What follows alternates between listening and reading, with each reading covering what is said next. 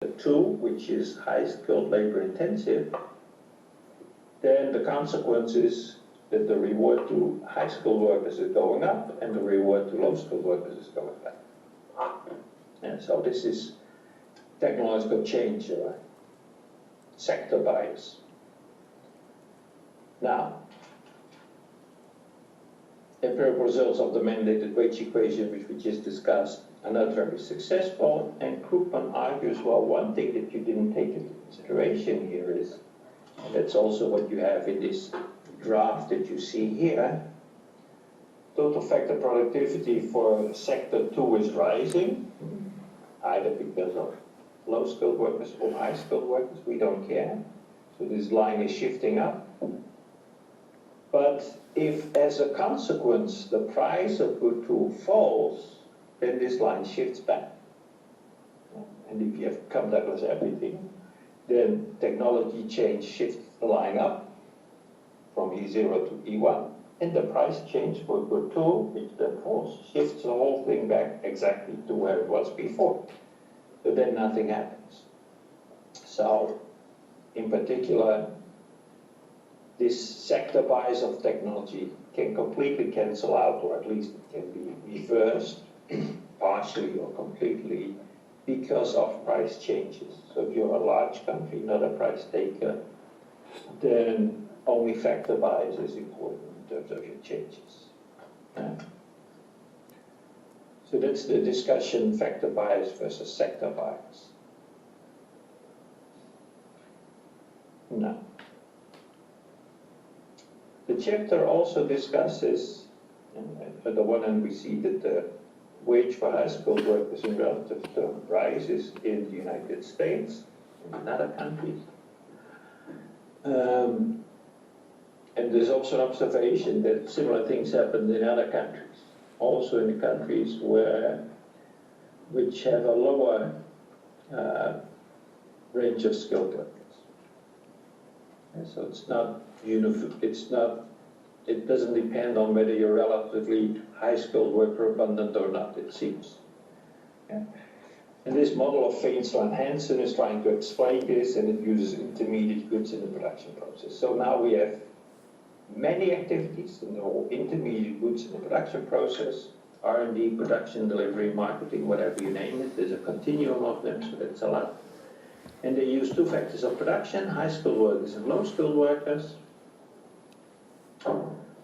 And we order the activities Z from 0 to 1 such that the ratio of these 2, H, and how much of high skilled workers you use relative to low skilled workers for production of good C, is non-decreasing, it's rising.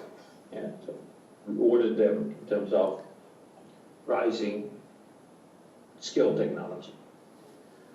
Yeah.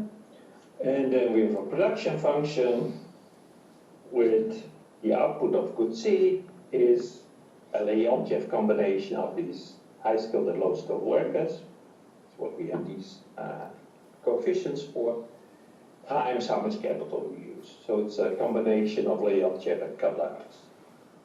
Similarly for A, and for the foreign country with not an A but an A star, so they have different technology possibly. The unit cost function is then provided here. It's again a combination of the Leontief cost function and the Douglas function, which is what you see here, it's the minimum of the 2. And now all these intermediate goods, whole range, we assemble costlessly together, so there's no labor involved in the Douglas production function to produce the final goods. So it's just a combination of all these different intermediate goods combined into one. Yeah. With different shares, alpha C, which integrate to 1. Yeah. And we make 2 assumptions in this case. We assume that the home country is America, high skilled labor abundant, the foreign country is China, low skilled labor abundant, so we assume that the wage rate for high skilled workers is relatively low in America, and the rental rate is relatively low in America as well. Now, we have this CC star slopes down, there's a borderline good, and it's illustrated here. So here's the relative cost function, This is where we would want to produce in the origin, so there's a borderline with C prime 0, and all the goods which use relatively low amount of high-skilled workers are produced in China, and the rest is produced in America. And it's all integrated in the final goods product, either in America or China. It's not specified. It doesn't matter in this case. And so we understand this. Now, suppose that this line of relative costs shifts up. Many reasons are possible. Maybe there's an improvement in technology in China, or there's rising capital in China, or whatever. We don't care. The consequence is that the range of goods produced by China now increases. First it was from 0 to 0, 0 prime 0. Now it's from 0 to 0 prime 1. Yeah, so a larger range of goods is produced by China, and a smaller range of goods is produced by the United States. So far, so good. But now, notice what's going on in this particular setting. The range of goods added in China are the most skill intensive. China used to produce the goods from 0 to Z prime 0. And now the new goods added to its production process is from Z prime 0 to Z prime 1. And that's the range of goods that from a Chinese perspective are very high skilled labor intensive. So from a Chinese perspective, this means that the demand for high skilled workers rises. And the range of goods that disappears in the United States is the range of goods that have the lowest high-skilled labor intensity from an American perspective. So from an American perspective, there is less demand for a range of goods that use high-skilled workers, that use low-skilled workers relatively intensively. So the relative demand for high-skilled workers rises in the United States, and it rises in China.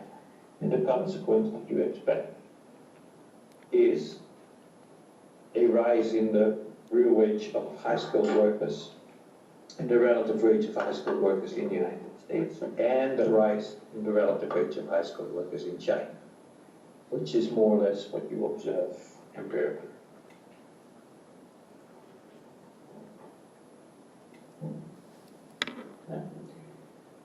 The next analysis is by Grossman and Rossi-Hansberg, and it's a traded task. So what they do, this fairly popular approach for a while, what they do is they have two sectors and two factors, but there's many tasks to be performed to produce a certain good.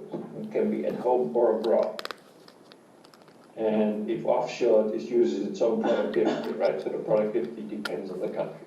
The sector J needs ALJ, low-skilled labor, for task I. And if you offshore this task, then you need beta times TI times ALJ, low-skilled workers, to achieve the same result. And we rank these goods according to TI, so how relatively difficult it is to offshore these tasks. And so you can do it in America, you can do it in China. If you do it in China, you need more workers. It depends on the task, how many more workers you need, but we're focusing here on low-skilled workers. There's a borderline task such that everything up to that borderline task is offshore, and the rest is not, as you would expect. And there's a zero profit condition, which indicates the range I for this borderline task. So the price of the good is how much you pay for low-skilled workers, what you produce at home. That's the first part. How much you pay for low-skilled workers in China for what you offshore to China,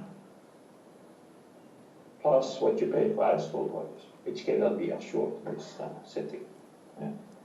And then what you basically have is there's an omega I, the price of the good is the wage for low-skilled workers times something that looks like labor-saving technological change and the wage for high-skilled workers. And it's defined as you see there. Yeah. So offshoring here is just like low-skilled labor-saving technological change. The graphs here try to explain that a little bit. First is this line, beta Ti, of how hard it is to offshore. So it's rising, we ordered it rising. And there's this cutoff value, the relative wage of low-skilled workers at home compared to foreign, which is this horizontal red line intersecting at E0. So everything that's cheaper to produce in China, you offshore, and everything that's more expensive, you produce at home. That creates the borderline task, and on the right-hand side you see these two unit cost curves in factor price space. And what we have supposed that it becomes easier to offshore, which because of a change in technology. Yeah? So then this range beta Ti shifts down. Hence we offshore more. We offshore more to China, and we produce less in the United States, very similar to what we saw earlier on. The zero profits conditions adjust because of this labor-saving technological change. And the net result is we have the same high-skilled wage and we have rising low-skilled wage as a consequence of this.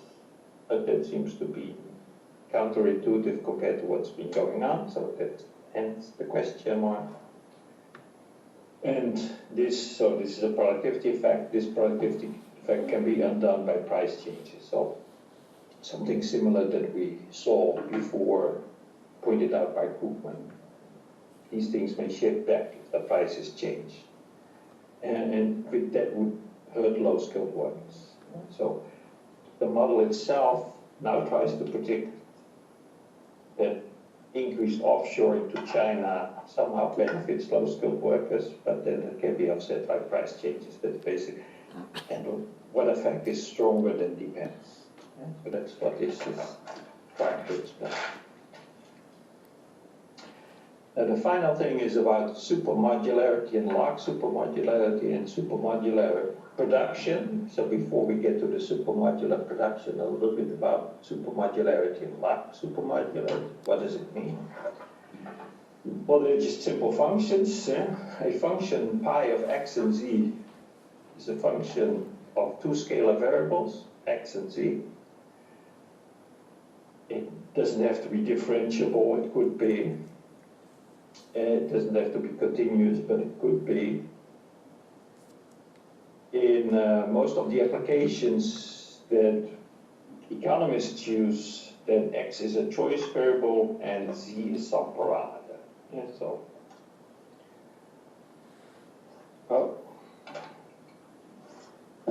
the definition of supermodularity, and what you have to remember what this means is increasing differences. A function is supermodular if, suppose x prime is bigger than x and z prime is bigger than z. Then the function is supermodular if pi of x prime z prime, so the two higher quantities, minus pi of x z prime,